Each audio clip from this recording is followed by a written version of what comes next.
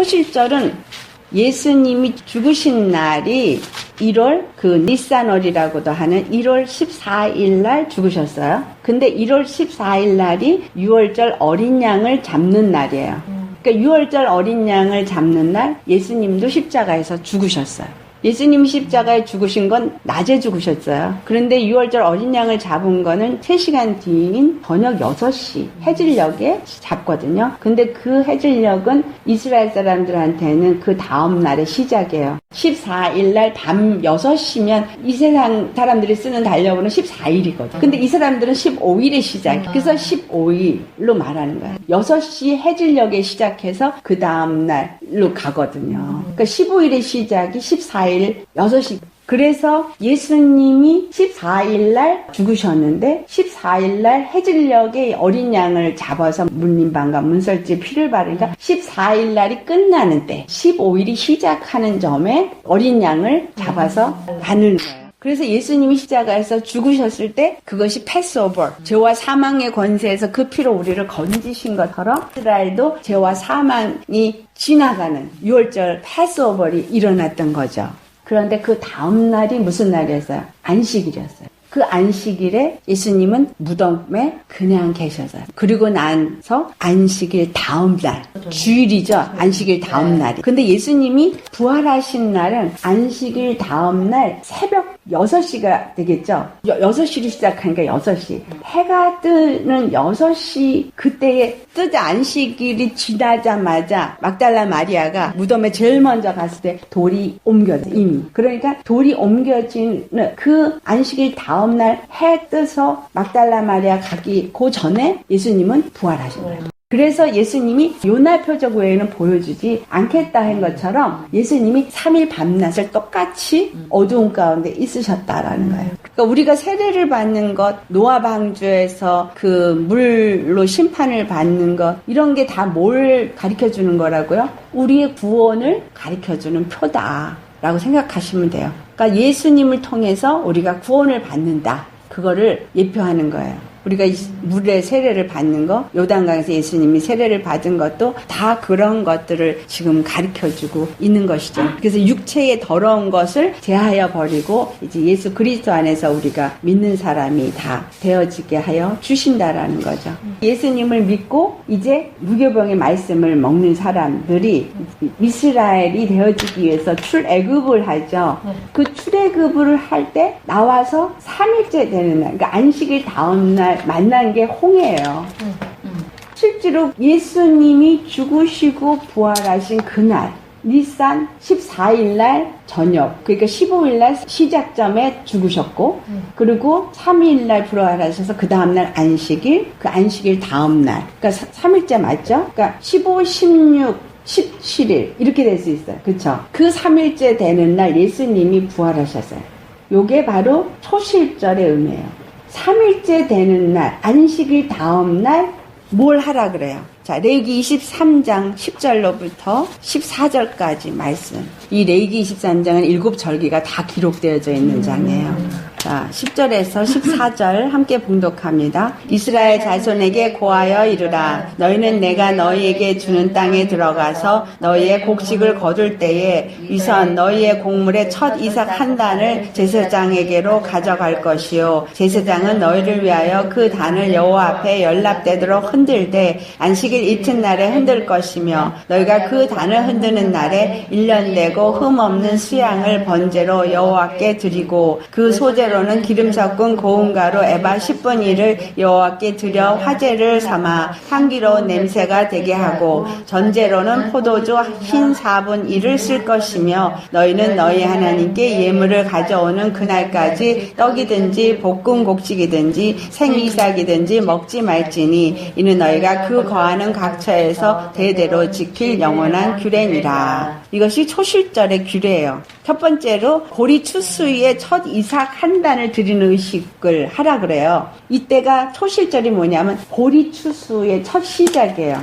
고리 추수의 첫 시작을 하면서 첫 이삭 하나를 이렇게 자르는 거예요. 그 이삭을 잘라서 그것을 여호와 앞에 제사장에다 갖다 주면은 제사장이 그걸 가지고 여호와 앞에 흔들어요. 처음에 북쪽에 먼저 한번 흔들고 남쪽에 흔들고 동쪽에 흔들고 서쪽에 흔들어요. 동서남북으로 흔들어요. 그거를 우리가 요제다 이렇게 말해요. 요제 흔든다. 그러면 왜 흔들어? 그렇게 생각하겠죠. 자, 예수님이 죽으시고 부활하실 때 어떤 일이 일어나세요? 자, 마태복음 27장 52절에 무덤이 열리며 자던 성도의 몸이 많이 일어나되 예수 부활 후에 저희가 무덤에서 나와서 거룩한 성에 들어가 많은 사람에게 보이니라. 예수장이 찢어졌고 무덤이 열리고 자던 성도들이 많이 일어나서 예수님 부활 후에 무덤에 나와서 거룩한 성에 들어가서 많은 사람에게 보인 이 사건이 실제로 일어났던 거예요. 근데 이 사건이 일어날 때 사람들이 생각할 때 이 사람들은 그러면 부활을 한 거냐? 이렇게 얘기를 하죠. 근데 부활한 거 아니에요. 예수님의 부활 외에 아직까지 아무도 부활한 사람이 없는 거죠. 하나는 뭘 말할 수 있냐? 실질적으로 무덤이 열리면서 많은 상도들이 일어나서 성전에 들어간 사건이 일어난 것은 치유의 역사예요. 죽었던 자들이 살아 일어나는 역사, 살아 일어나는 역사가 일어나서 그 앞에 나아가는 거. 그렇지만 이거가 주는 진정한 의미가 있어요. 궁극적인 의미. 이건 뭐냐면 예수 그리스도의 부활 때문에 예수 믿는 자들이 잠자던 자들이 다 부활하게 되어서 하나님의 거룩한 성에 들어가게 되어질 것을 보여준 거지. 그래서 두 가지로 우리가 말할 수 있어요. 첫째는 그 당시에 무덤문이 열려서 죽은 자들이 살아 일어나서 거룩한 성에 가서 보여준 사건은 육체가 영적인 부활로 일어난 부활 사건은 아니었다라는 거예요. 그렇게 되어지면 예수님이 부활하시고 흉터할 때까지 예수님이 뭐라 그랬냐면 제자들한테 말해 그래 아무도 아직 천국에 들어가지 않았다라고 얘기했거든요. 예수님 부활 후에 저들이 무덤에서 나와서 거룩한 성에 들어가 많은 사람에게 보였다. 요것은 육체가 나사로가 죽은 자 가운데서 4일 만에 나왔죠. 같은 거예요. 나사로가 살아 일어나서 나온 거예요. 그러니까 나사로를 죽은 자 가운데서 살린 것은 치유예요? 아니면 부활이에요? 치유죠. 그러니까 지금 이 사람들도 치유예요? 부활이에요? 치유예요. 육체로 산 거예요. 하지만 이와 같은 거를 왜 보여주셨냐면 바로 예수 그리스도의 부활로 말미암아 모든 자들이 무덤에서 나와서 살아나서 보여지는 예루살렘에 들어간다는 얘기가 아니라 거룩한 성 하나님의 나라에 하나님 성전에 들어가게 될 것이다라는 걸 보여준 사건이다. 이해가 되세요? 그러니까 예수님의 부활 사건을 이 초실절과 어떤 연관성이 있느냐라는 거죠.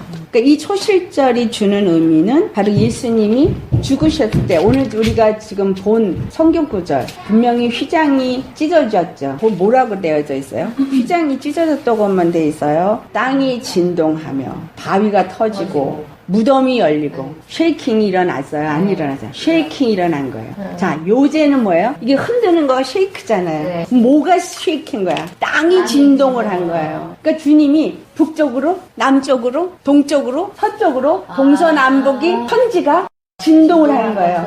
천지가 왜 진동을 해요?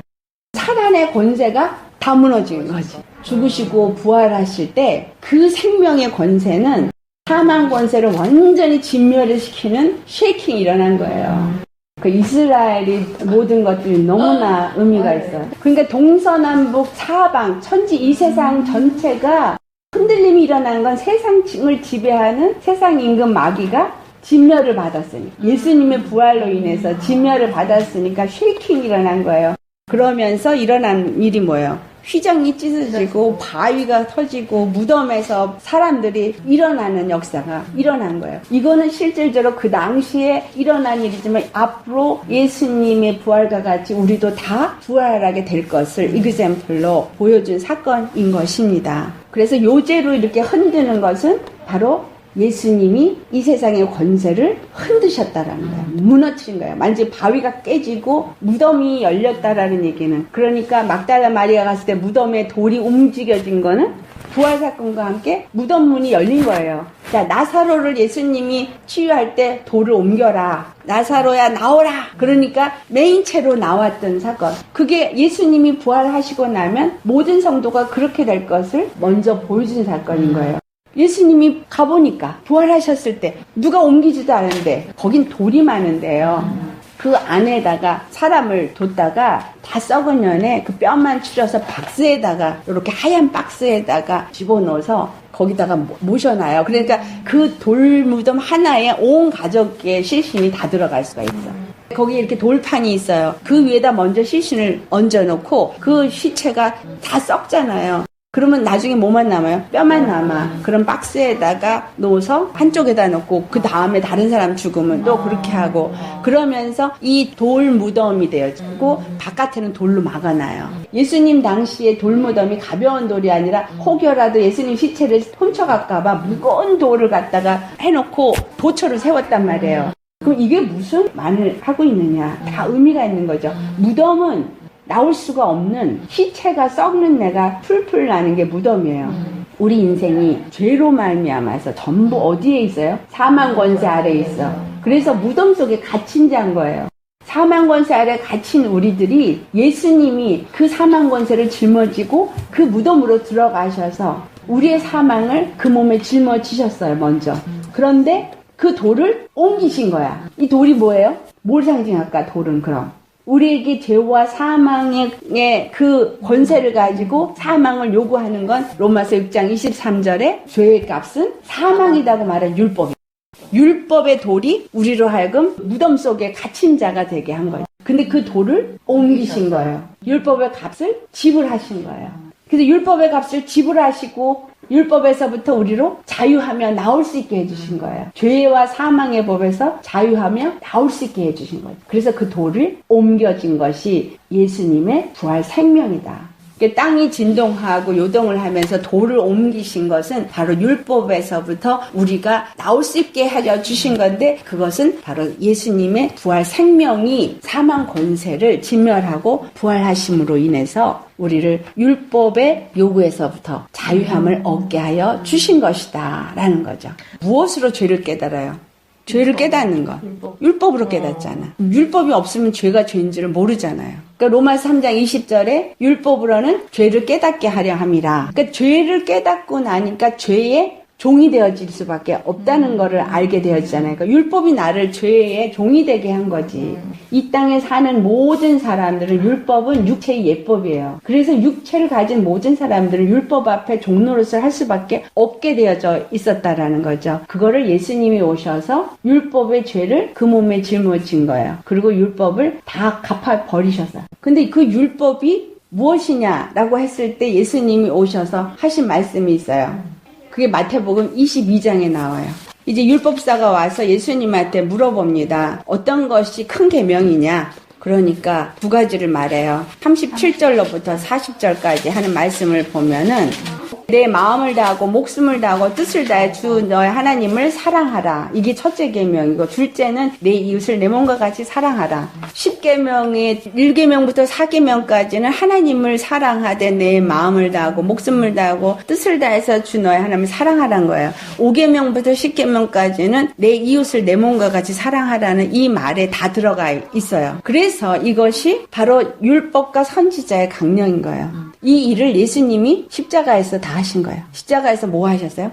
우리 이웃을 사랑하되 내 몸까지 사랑해서 그 몸에 십자가를 짊어지셨죠. 죽으실 때 하나님을 사랑하기 때문에 하나님의 뜻을 이루기 위해서 그 뜻대로 순종함으로 인해서 마음을 다하고 목숨을 다하고 뜻을 다해서 하나님을 사랑하는 행위를 죽음으로 보여주신 거예요. 이 두 가지가 십자가에서 예수님이 죽어주심으로 율법을 다 이루셨어요. 그래서 율법을 완성하셨다라고 말하는 거예요. 예수님 안에 내가 사랑을 가진 자가 돼서 예수님을 사랑하게 되어지면 성령이 내 안에서 하나님을 사랑하게 해주시니까 사랑할 수 있어.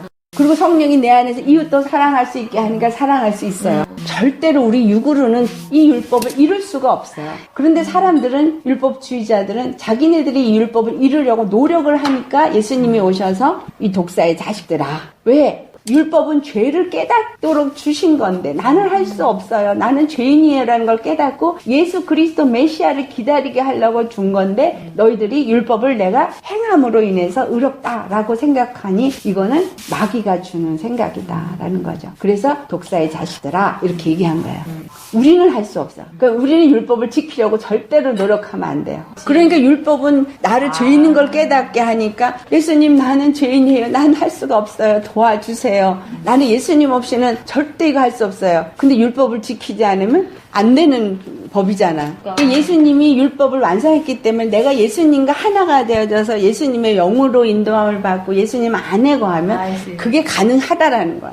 주님의 도움을 구하는 거죠. 내가 사랑하는 내 자식도요. 사실 내가 죽을 수 있는 만큼 사랑하는 게 엄마거든. 자식을 위해서 목숨을 내어줄 수 있을 정도로 사랑하는 게 엄마예요. 그래도 연약함이 있어. 엄마는. 그런데 어떻게 우리가 남을 위해서 죽어줄 수 있냐고. 이건 있을 수가 없는 거야. 근데 하나님이 있을 수 없는 거, 할 수 없는 걸 하라는 게 아니라는 거예요. 오직 아가펠러, 하나님의 사랑을 가진 예수 그리스도만이 우리를 위해서 죽어줄 수 있는 거예요. 그래서 친구의 사랑이 친구를 위해서 죽어줄 수 있는 사랑으로 표현한 거예요.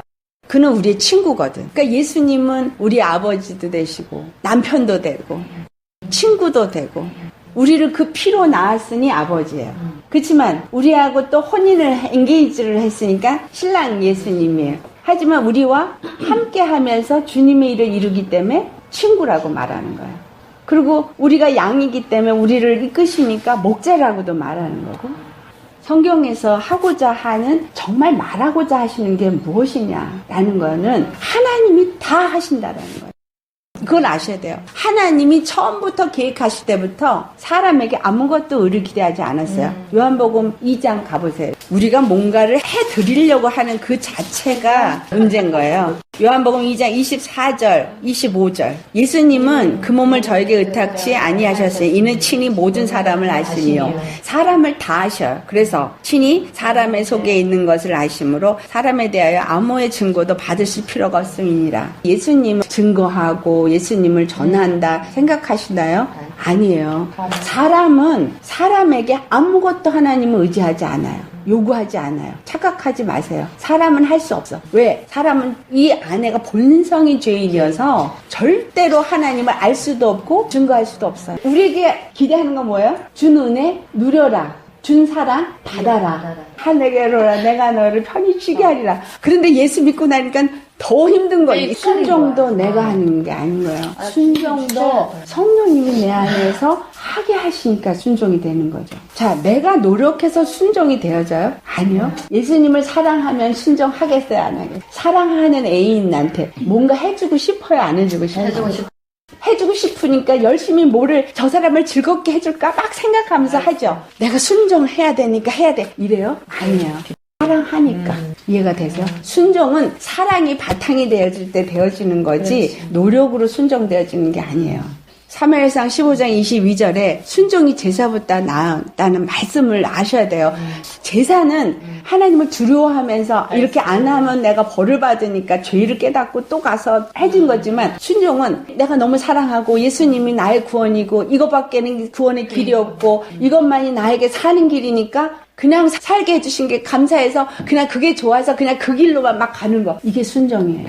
근데 예수님 사랑이 들어와서 여기 꽁깍지가 씌어가지고 사랑의 눈을 다 보여봐요. 사랑하라고 안 해도 사랑해. 돼요, 안 돼요? 성령님이 우리 안에 오신 이유는 성령님이 우리 안에서 사랑하게 하시기 위해서 오신 거예요. 사랑을 알게 하기 위해서 오신 거예요. 은혜를 알게 하시기 위해 오셨고 은혜를 누리게 하기 위해서 오신 거예요. 열심히 성령님이 내 안에서 역사하도록 하려니까 내 안에 있는 이 죄는 열심히 회개해서 죄의 생각은 다 없애버리는 거. 이게 내가 할 일인 거예요. 주님은 나한테 억지로 짐을 짊어지고 뭘 요구하시는 게 아니다라는 거예요. 부활하신 예수님, 이 은혜가 나에게 단 하나 예수님의 영원한 생명을 주고자 하심인데 영원한 생명이 내 안에 들어온다는 것은 천국이 들어오는 것이고 예수 생명이 들어오는 것이고 기쁨과 희락과 감사와 성령의 열매들이 뭐예요?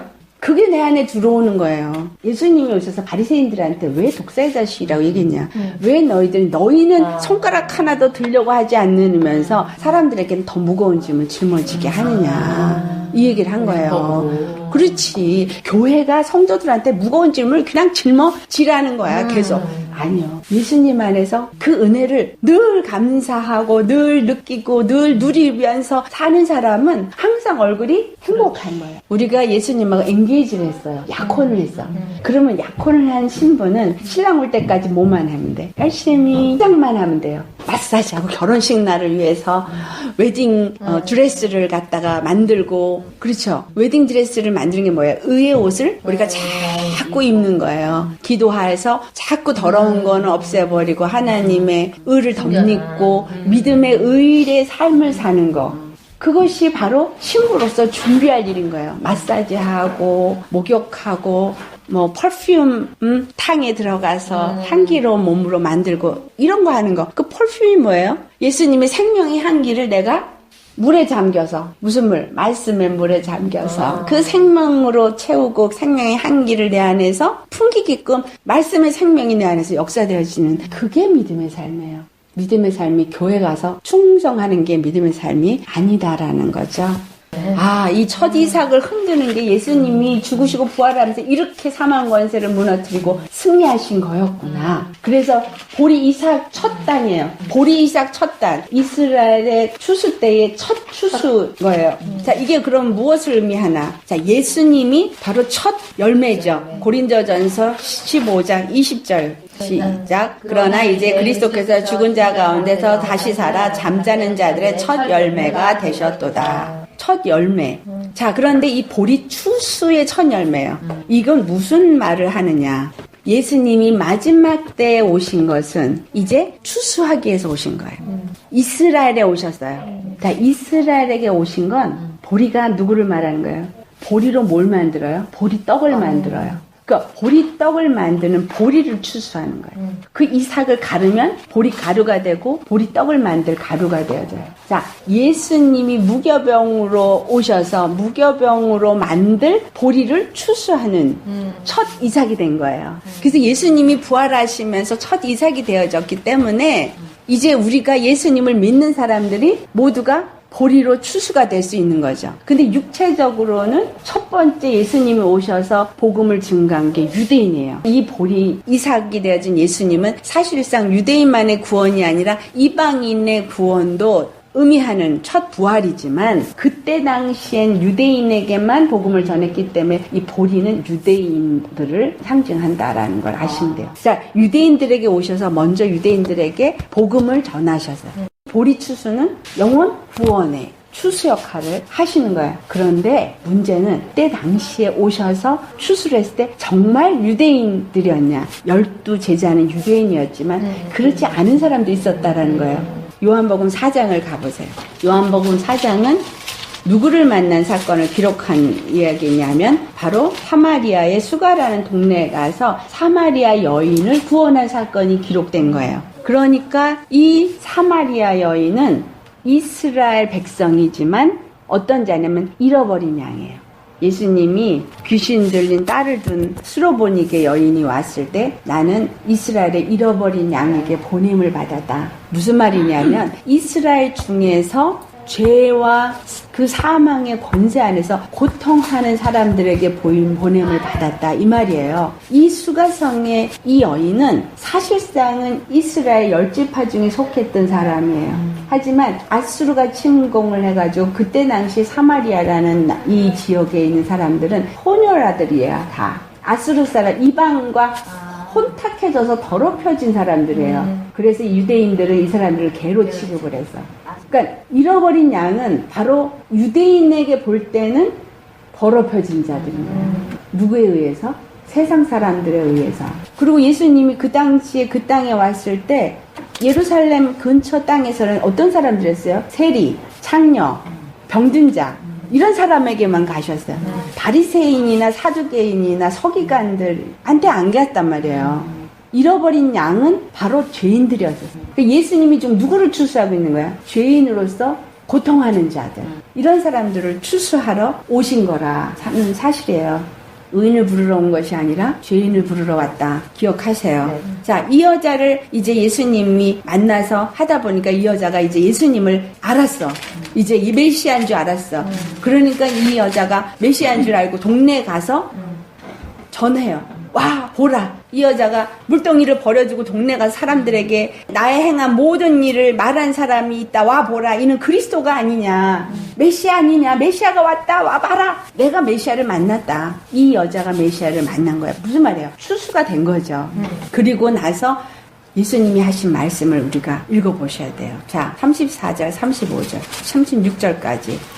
예수께서 이르시되 나의 양식은 나를 보내신 이의 뜻을 행하며 그의 일을 온전케 이루는 이것이니라. 너희가 넉 달이 지나야 추수할 때가 이르겠다 하지 아니하느냐. 내가 너에게 이르노니 눈을 들어 밭을 보라. 희어져 추수하게 되었도다. 거두는 자가 이미 삭도 받고 영생에 이르는 열매를 모으나니 이는 뿌리는 자와 거두는 자가 함께 즐거워하게 하려 함이니라. 자, 지금 예수님이 이 여인이 나아가서 사마리아 사람들을 다 동네 사람들을 데리고 오는 이야기를 추수로 비유하고 있어요.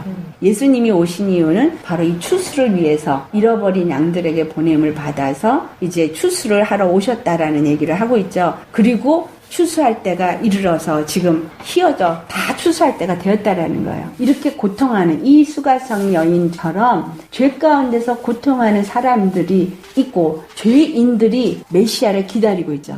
그래서 그들이 메시아를 만나는 역사가 일어난 거예요. 시편 107편을 가보면 10절로부터 11절 말씀에 우리가 곤고와 쇠사슬에 앉은 이야기가 나와요. 곤고와 쇠사슬에 앉은. 자, 시편 107편 10절, 11절 말씀 우리 같이 봉독해 보겠습니다. 사람이 흑암과 사망의 그늘에 앉으며 공고와 쇠사슬에 매임은 하나님의 말씀을 거역하며 지존자의 뜰을 멸시함이라. 자, 이런 죄인들은 전부 사망 권세, 그 어두움의 그늘에 앉아서 사망의 고통 가운데 있는 거예요. 그래서 그들의 심령은 공고하고 그들의 심령은 다 이것저것 매여 있어. 올무에 매여 있어. 심령이 매어져 있어요. 맞아. 그런데 그 이유가 뭐냐? 하나님의 말씀을 거역하고 지존자의 뜻을 멸시했기 때문이다. 여호와 하나님만을 섬기면 내가 너희들을 보호하고 지켜주고 복을 주겠다고 얘기를 했는데 여호와 하나님만을 섬기지를 않고 우상을 섬기는 자들이 되어졌기 때문에 그와 같이 다 공고와 쇠사슬에 앉은 거예요. 하지만 뭐라고 말씀하세요? 16절 말씀을 보면 저가 논문을 깨트리며 쇠빗장을 꺾으셨습니다. 논문이 뭐예요? 율법의 문, 쇠빗장. 그 문을 잠궈버리는 그 자물쇠.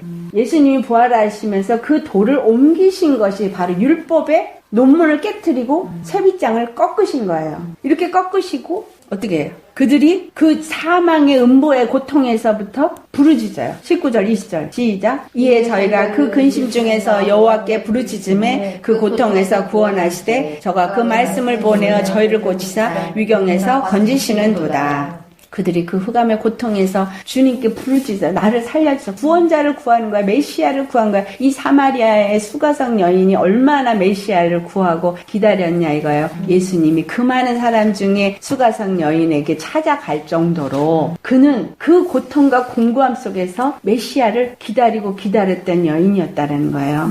그에게 예수님은 일부러 찾아갔던 건 구하는 자, 찾는 자에게 찾아가셨다는 사실이에요. 그리고 그를 건져내셔서 무엇으로? 말씀으로.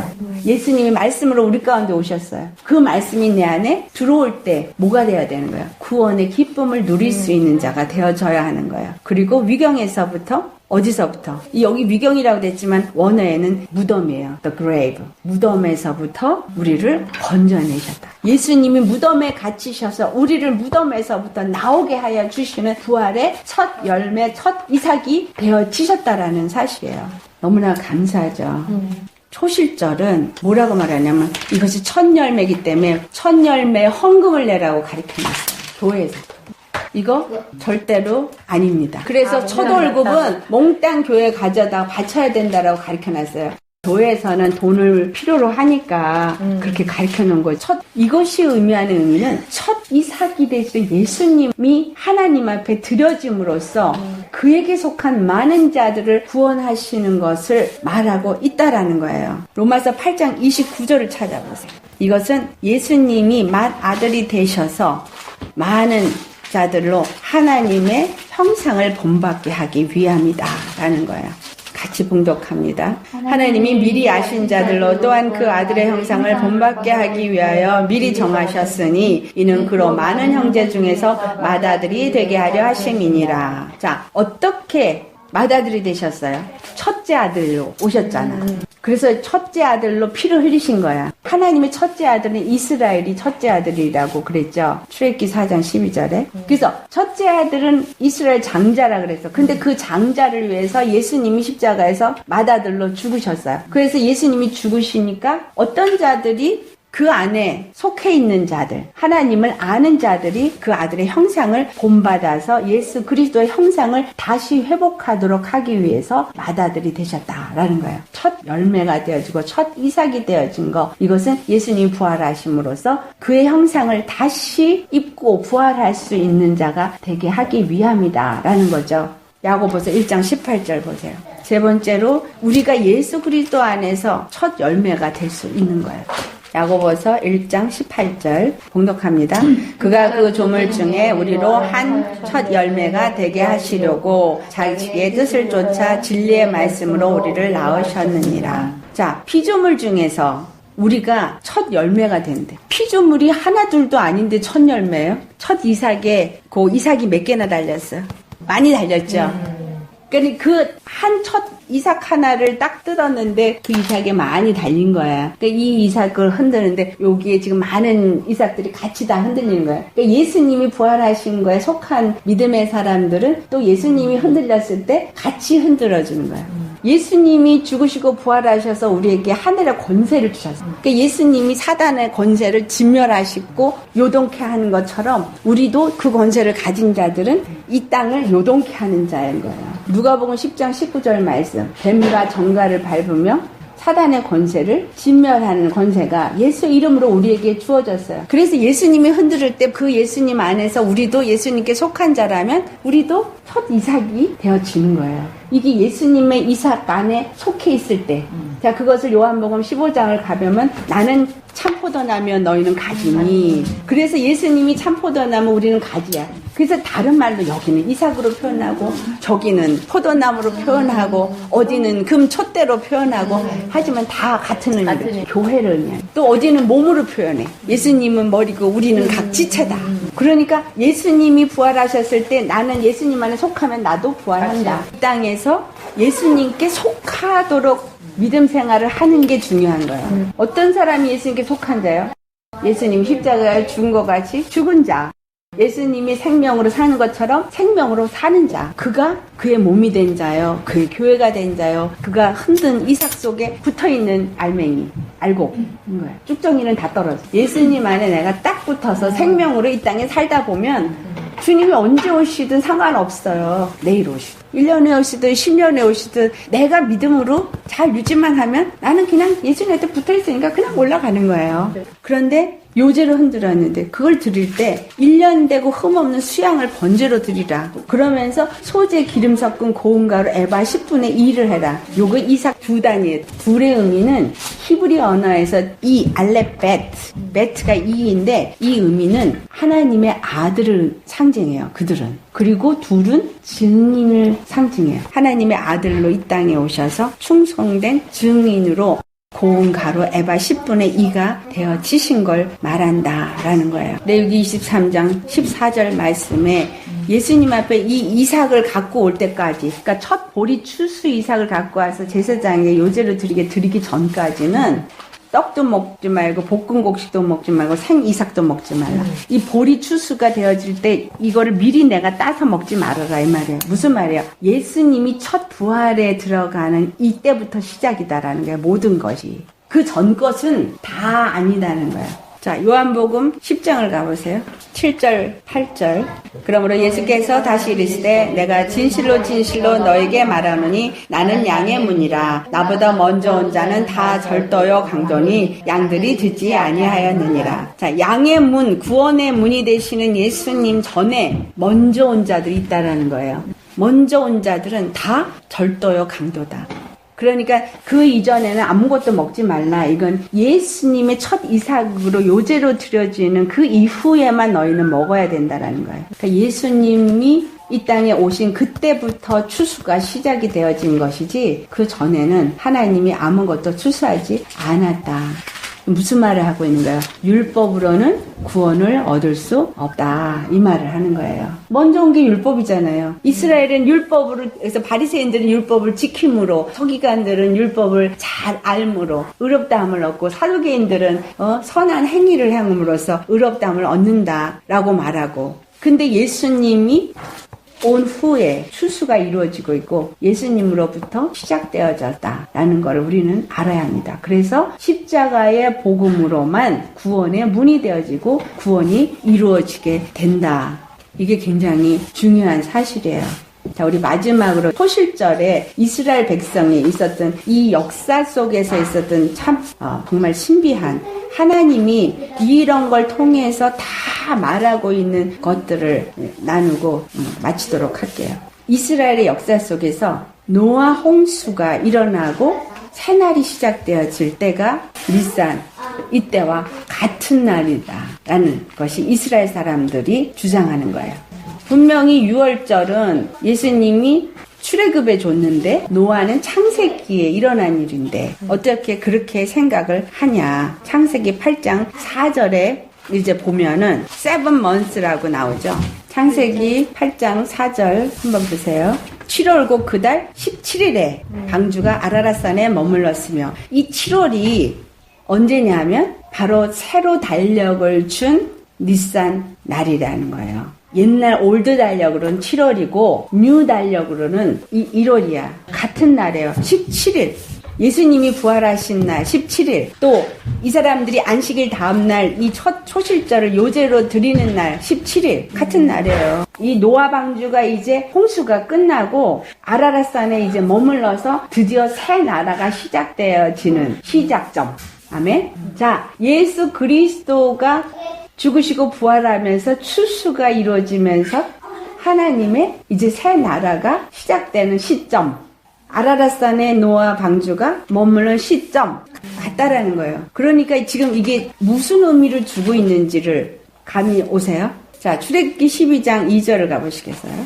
이달로 너희에게 달의 시작 곧 해의 첫 달이 되게 하고 한 이날이 바로 같은 날이다 이 말이에요. 그래서 아라랏산에 머무른 것은 7째 달 17일인데 이 지금 출애굽기 12장 2절을 보니까 해의 시작. 그러니까 다른 달력은 다르지만 실질적으로 노아 홍수 이후에 새로운 제너레이션의 시작과 이스라엘의 출애굽을 해서 새로운 시작과 같은 때다. 출애굽은 애굽에 종살이 했던 자 중에서 건져 나와서 하나님의 새로운 나라를 시작하는 시점에서 이루어진 거예요. 근데 이 초실절의 사건이 언제 일어났냐면 출애굽을 하고 나서 홍해에 도착했을 때가 초실절이에요. 물은 세례를 상징하는 거다. 홍해가 갈라질 때가 초실절이다라는 의미는 홍해 전까지는 애굽이야 땅이야. 네. 홍해를 건너 나오면서부터는 그들은 완전히 하나님의 리더십 안에 들어가서 새로운 시작이라는 사실이에요. 물론 애굽에서부터 나옴으로 인해서 그 다음부터 모세의 리더십 안에서 들어갔지만 실질적으로 홍해에 나오면서부터 모세와 함께 홍해를 건너고 모세와 함께 광야를 통과하거든요. 이것은 예수 그리스도를 믿고 우리가 구원을 받은 자들이 물 세례를 받으면서 예수님과 함께 음부에 죽어지고 예수님과 함께 부활 생명을 얻은 자가 되어져서 예수님과 함께 이 광야에서 믿음의 삶을 사는 자가 되어지는 것. 그래서 이 초실절 예수 부활을 믿는 자들이 부활 생명을 가지고 뭘 통과하는 거예요? 홍해를 통과하는 거예요. 그래서 세례를 받는 이유가 세례 의식과 함께 이제 나는 그리스도인이다라고 이제 인쳐준 의식을 행하는 거죠.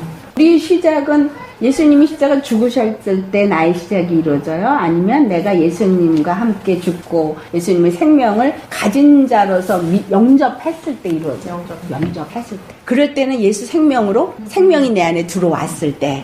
그러니까 홍해를 건널 때. 그러니까 이렇게 하나하나가 왜 우리에게 어떤 확신을 주냐. 이렇게 모든 이스라엘을 통해서 이루어진 역사 하나하나가 다 예수님을 통해서 우리에게 무엇을 주고자 하시는 거를 말하고 있다라는 사실이에요.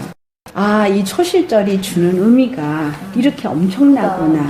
하나님이 구원을 이루시기 위해서 이렇게 어메이징하게 계획하셨고 이렇게 역사를 하셨나. 그런데 어떻게 예수님을 안 믿어요? 안 믿을 수가 없는 거죠. 자, 그 다음에 너무나 또 어메이징한 게 하나 있어요. 자, 에스더 사건이 왜 일어났어요? 그때 당시에 하만이라는 사람이 유대인을 다 죽이려고 해요. 근데 유대인을 다 죽이려고 하는데 에스더의 삼촌을 매달으려고 장대를 세웠는데 그 장대에 자기가 달려요. 근데 그 하만이 장대에 달림으로써 동시에 뭐가 일어났어요? 이스라엘이 죽을 위기에서부터 건짐을 받았어요. 그런데 그 하만이 달린 날이 바로 이 날이에요. 우리는 몰랐던 일이에요. 근데 이스라엘 사람들은 그 불임절이라고 그걸 굉장히 크게 해요. 하만이 달렸던 날이 바로 이 안식일 다음 날, 이 초실절에 달렸다라는 사실이에요.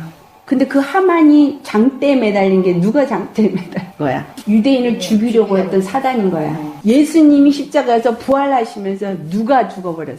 사단이 죽어버렸어. 사단의 권세가 죽어버렸잖아. 사단의 권세가 진멸되었잖아요. 하만은 사단에게 쓰임받았던 자여서 사단에 쓰임받아서 이스라엘을 죽이려고 했는데 이스라엘은 구원을 받고 지가 죽었어. 누구 때문에? 예수님 때문에. 그 에스더가 왕비였었어. 우리가 왕비잖아.